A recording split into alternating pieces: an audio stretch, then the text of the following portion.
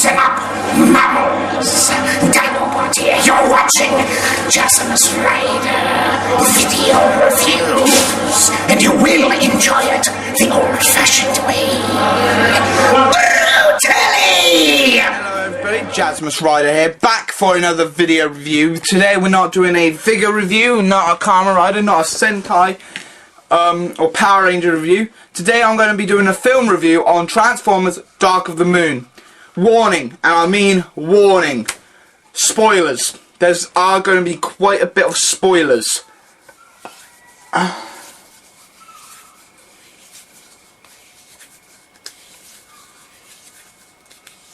Right, Dark of the Moon.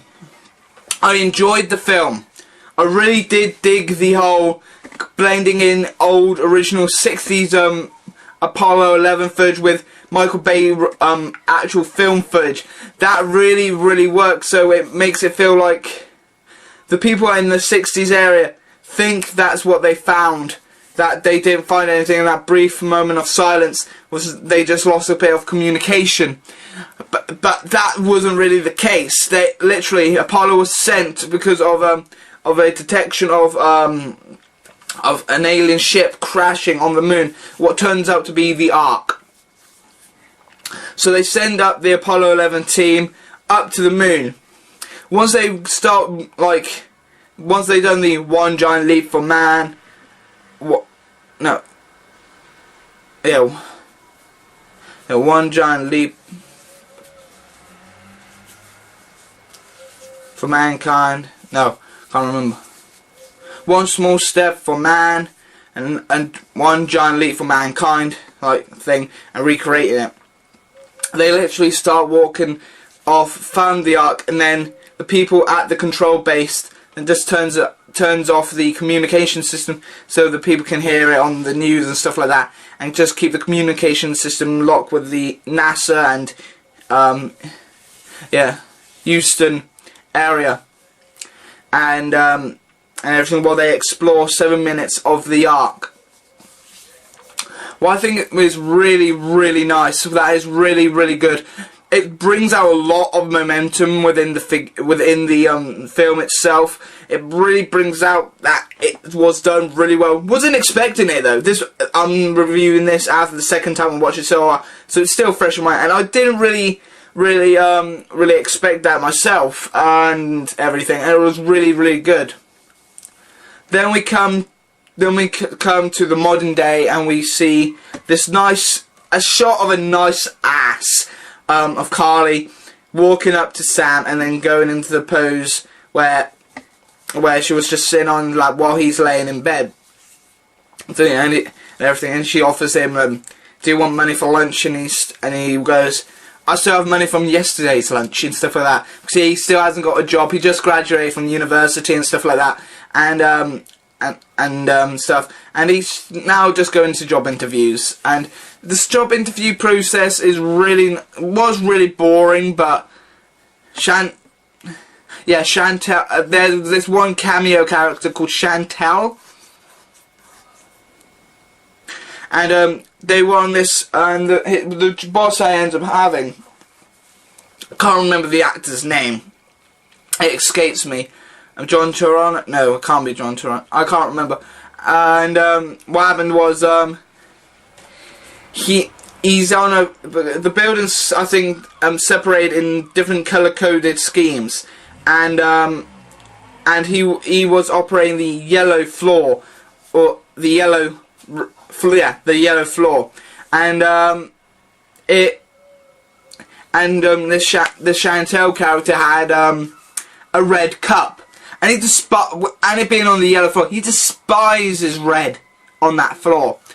And so one of the workers, while carrying the bin, just picked up the cup and put it in the bin and just threw it out. And she was like, that was something like that was her favourite cup or something. Cause it's probably a cup that it probably was a cup that she might have been actually working on the red floor before, but got demoted to the work on the yellow floor. And ended up having forgotten to change her mug from red to yellow, but that was okay. And then we had and then during that process we have Nest with Optimus looking for a thing at Yarm or something, and they found this engine part from the Ark. Well, I think, and then we see Shockwave. Good, okay character. He wasn't ending up being the main villain like Bay promised us. I'll get more about who's actually the main villain in this film. I will get into that more later on. So it was okay. They found it and everything, and then this weird condor-like bird thing that turns out to be Lazebeak, who was working with the guy who was helping Nest find this engine part. He ends up killing him, and then it goes to an African scene where we finally see the first time Megatron in his lorry mode, and he just transforms, going. Not like that. It's more like boom, boom, bam, beam, bum, bam, bam, beam, bum, ba, ding, ding, bam. Yeah. Yeah, and that was okay, and then we see Starscream. We see Soundwave on Earth now. He's actually got an Earth mode, and he actually holds Laserbeak on his arm. That was the one thing I loved, where they decided to bring Laserbeak in it. It's a shame that Laserbeak ended up dying in the film. Spoilers. Like, I know there's a lot of people that don't like spoilers. I'm gonna do another non-spoiler review before that's going to be up after this one, probably up on my Blip TV channel and everything, so stay tuned for that.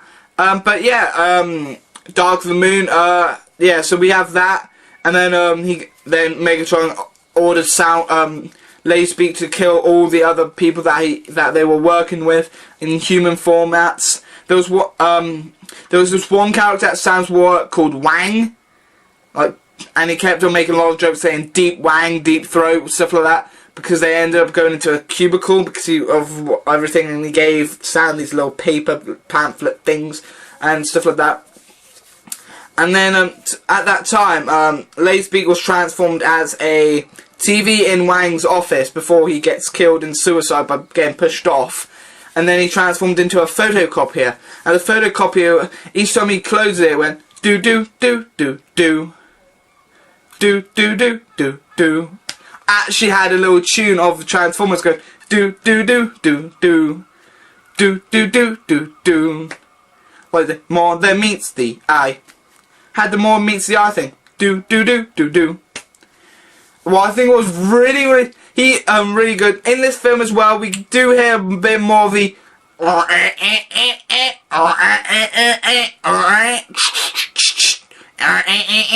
the iconic transformation nods. We hear quite a bit of that.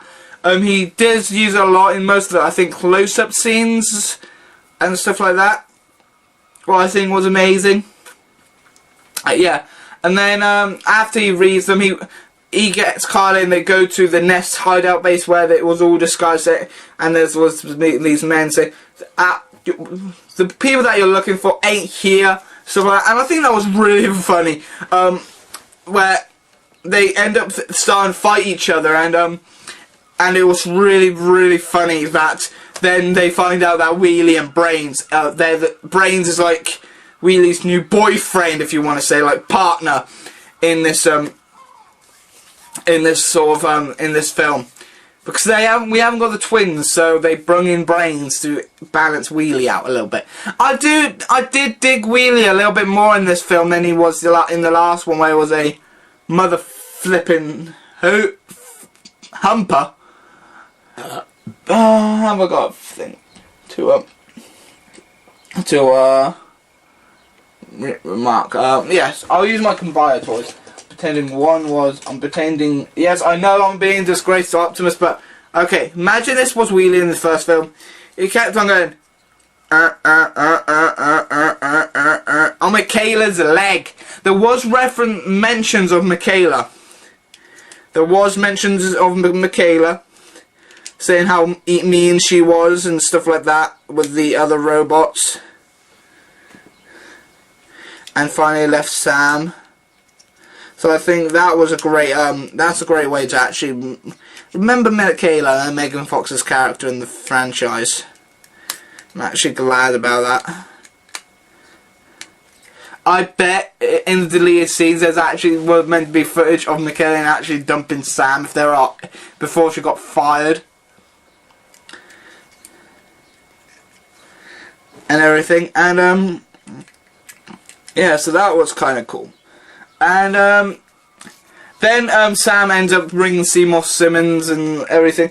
There was this character that was meant to be like the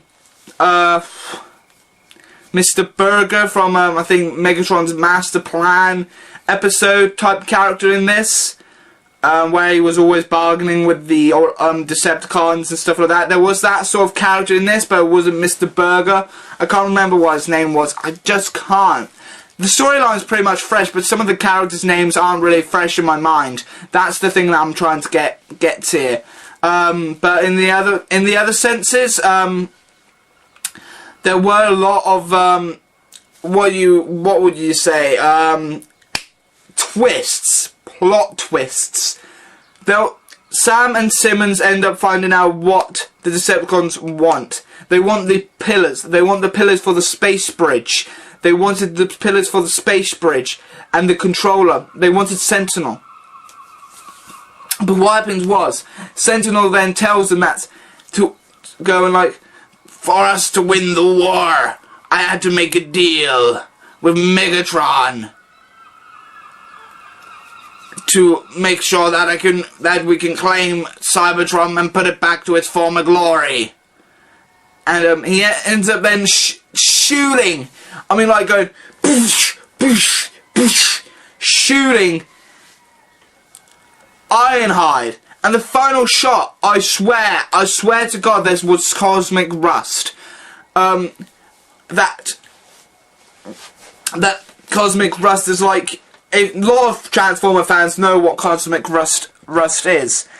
Everybody, all Transformer fans knows what cosmic rust is. A thing that can kill Autobots due to the rust. And it pretty much was that. After the final shot by Sentinel and by Ironhide, he pretty much starts to rust up. And I think that last shot was actually like something of cosmic has like some cosmic rust in it. So Ironhide could, because if the rust wasn't happening, Ironhide could have still been alive. But because he was too badly wounded, and one more shot with that cosmic rust type thing went in it, it pretty much built up and started to form rust. And he just ends up going with his head just rotating and just turns to rust. And that's the sad part. In Revenge of the Fallen, we had mentions of fallen heroes and names of the characters that have fallen.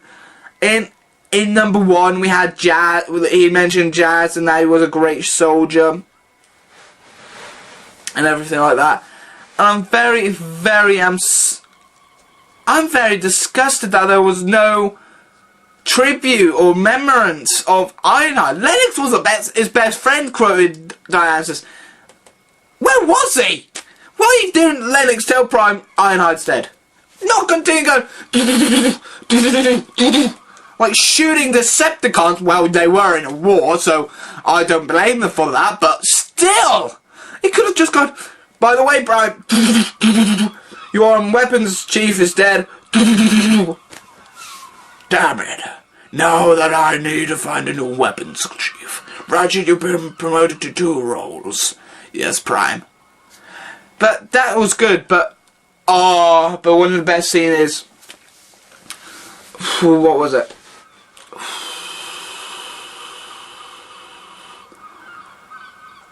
I did like Dino and Q.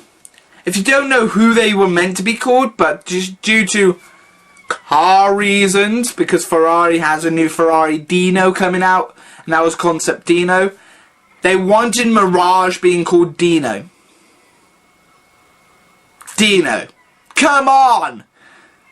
So what Ferrari? He's Italian and he's Mirage. He was Mirage. He has Mirage's abilities. And you call him Dino Bay? Why couldn't you tell him, right, I wish we could still use your car, but we want to call him an Autobot name. Dino doesn't sound like a Transformer! It sounds like something from... It sounds was like Dino from Flintstones, literally. It's like, Dino, stand down. Yabba dabba doo. I was like really, really finding that funny. And then Q. Come on. Was that car going to be, whatever make car is going to be called Q? And they needed to have his name as Q as well. Come on. You could tell that was Wheeljack. I knew it was Wheeljack before he was even introduced. And I think in the preview, I swear I heard the words Wheeljack in the original, when I first saw it. But it might have been just me. But it was really, really good. Then we had the showdown between Sentinel, Prime and Megatron. But before Megatron joined in, it was the final battle between Sentinel and Optimus. And, oh my god, it was brutal. It was fighting, like chops and everything. Until Sentinel stabs Prime in his right shoulder. And rips it completely off. And that was really, really amazing. That was really brutal. And the Transformers now have Energon blood. They took the blood bleeding thing from, I swear, from the comics. Mainly from the Last Stand of the Wreckers. How much Energon blood you see in the Last Stand of the Wreckers book. I'm surprised they incorporated that, because some bits were like purple Energon, some bits were oil-like Energon and stuff like that. So you saw different forms of Energon, I swear it was, in the robot as blood, as for their blood. And that was really, really good. That was really, really amazing. Another thing is, Carly calling Megatron Sentinel's bitch. That was amazing. Megatron was just sitting there, just looking up to the sky, because at this point, Cybertron was literally coming down through the space bridge, and Carly's going, and Megatron goes, "You're here to surrender? You're here to surrender?" No. Why are you saying it? Well, your Decepticons fighting, but not under your leadership, Carly goes. And it was really amazing. And you're sitting there being Sentinel's bitch. And it was one of the most funniest lines I ever heard. A human, a freshling, I'm gonna have to say, calling Megatron an Autobot's bitch. Well, not Autobot, but not Autobot. An Autocon, I'm gonna call him. Sentinel's an Autocon, because he was an Autobot, he still thinks of an Autobot, but then started to think like a Decepticon. So he's technically a fallen Prime, and he's not really Sentinel Prime no more, because he literally turned on with the Decepticons, so he's just Sentinel. Sentineltron, that's what I'm going to call him from now on. Sentineltron. It's like Tron was like the name of the Decepticon leaders. You have the word Tron at the end of every word, like Prime is, like Optimus Prime, Optimus Primal, Optimus Tron. That would be cool, but we have Nemesis Prime. But anyway, yeah, so we had that, and it was really funny. So, during the fight of Optimus Sentinel, Megatron just came in, just started bashing Sentinel, like bashing him around and really, like, ripping him. Sentinel's helmet piece above just came off, and everything, and it was really, really brutal and everything. And then Sentinel was just really weak after that, and then Megatron goes, "What would you be without me, Prime?" And Prime said, "Let's find out." And literally, all he done was literally just grabbed Megatron with one hand, ripped out off his head with a spine, with his sword as well, just going, it just drops it. Well, I think it was really shock. Everything this is going back and forth with different scenes, because I'm talking while I'm thinking about what to say at the same time. So just stay with me. Shockwave isn't the main villain, like I said before. It's like there for one scene briefly in the main fight scene, then got killed. It's like, what the hell? Laserbeam gets killed, Soundwave gets killed, Q gets killed. I'm saying Wheeljack, sorry, but I hate the name Q. But Mirage survives. That I'm glad about, because he was one of my favourite Autobots in the Ark, as part of the Ark crew back then. And then we had some Wreckers. The Wreckers were, like, awesome. They were, like, Scottish, Irish type characters. We had Roadbuster, we had Topspin. Who was the guy who was the guy who was the target? Damn it, I can't remember that Autobot's name. But I remember Topspin and Roadbuster. They're okay to actually finally see Roadbuster in Transformer franchise. Actually in like form. Yeah, so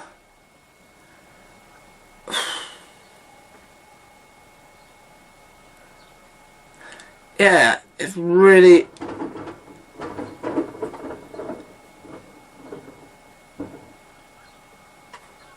it was a really good film. I did really enjoy it. Better than the second one, in nearly half and half. Not as good as the first one, but nearly in that league, and everything. And I really do enjoy it. It's there. It was shown. We had a bit of character development and stuff like that. There was very rare comedy in it, stuff like that, and everything. There was this one, but before I go, there was this one scene. All the Autobots were captured and everything. They got Wheeljack. Soundwave shoots Wheeljack, and then he was about to shoot Bumblebee. I was like, "Come on, Soundwave, come on! Let this year's generation have their favourite character die, and let's see the 80s guys have their just desserts."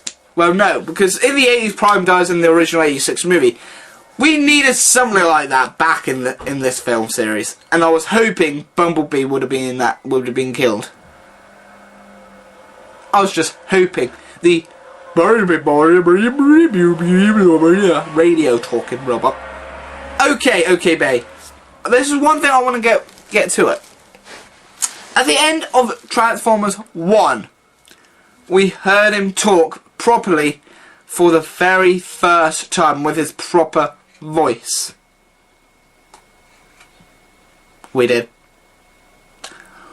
Where the hell did that go? Couldn't in the prequel books and comics to go, Ratchet has repaired Bumblebee's voice or something? No. Still get bloody radio talking. Come on. The only mention of Bumblebee talking properly without being talking in the radio was in the games. That's the only time I liked Bumblebee talking.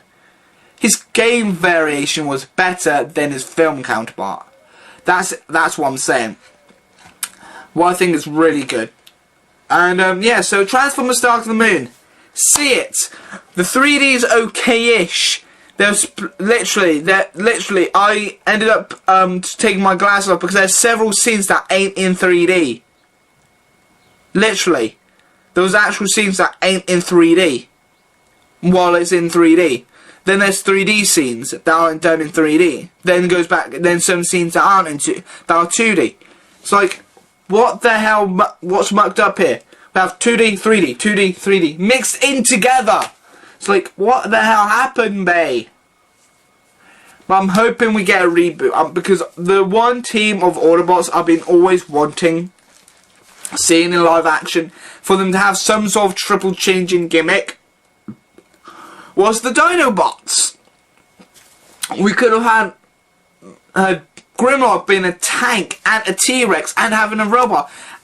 Them being triple changers. So Bay could still have them, have the Dinobots in, still being the Dinobots. Like have them in Dino mode when they need to be in Dino mode. And have them in car mode when it's like the chase scenes and stuff like that. It would have worked. But no. Like, it would be like, me Grimlock say, reboot. Reboot. It's really annoyed me that we didn't get to see the Dinobots. But anyway, yeah, that's me done for Transformers Dark of the Moon. I might do a non-spoiler free review, But that was most of the scenes I remember. Oh, definitely before I go now. There were two storylines from G1 in this series: Megatron's Master Plan and Ultimate Doom. Ultimate Doom being the one where they send the Autobots off Earth, and Megatron's Master Plan being the one where they send the Autobots off Earth, and Ultimate Doom being the one where they bring Cybertron to Earth. Everything. But when I've seen the film, I swear they reused Star Trek 11 footage. I swear to God they reused Star Trek 11 footage. Because when you see it, you can see the glimpses of Vulcan in there from the 11 movie when it's getting disintegrated, imploding within. I was like, why? Because I could literally tell, because I do remember vaguely Vulcan in the Star Trek 09 film and seeing it imploded. I swear they just got that planet scene again and just put it into half and just have half of it just being Cybertron and just try to deck it out looking like Cybertron while it's imploding, because that looks vaguely similar to Vulcan at that time. Well, both things were done by Paramount, but still you could have told that one part was Vulcan. And I really found it weird and awkward. But anyway, that was my gripe. Storyline good, new characters good. Carly was better. I prefer Carly to Megan Fox. Sorry, but I always saw the films for the giant transforming robots and some minor characters. I did like Shia LaBeouf's character as Sam, but I was hoping that, because Bay also promised us that one of the films he would gain the nickname Spike, and he would get called Spike, but that never happened, so don't know what happened there. But yeah, so this was my review for Transformers Dark of the Moon. Spoilered, absolutely 100% spoilered, and I'll see you next time for my Transformers Dark of the Moon Autobot Top Spin review. And I'll see you next time. Bye bye for now. See you on the flip side, and see you on the dark side of the moon. Bye bye for now. See ya.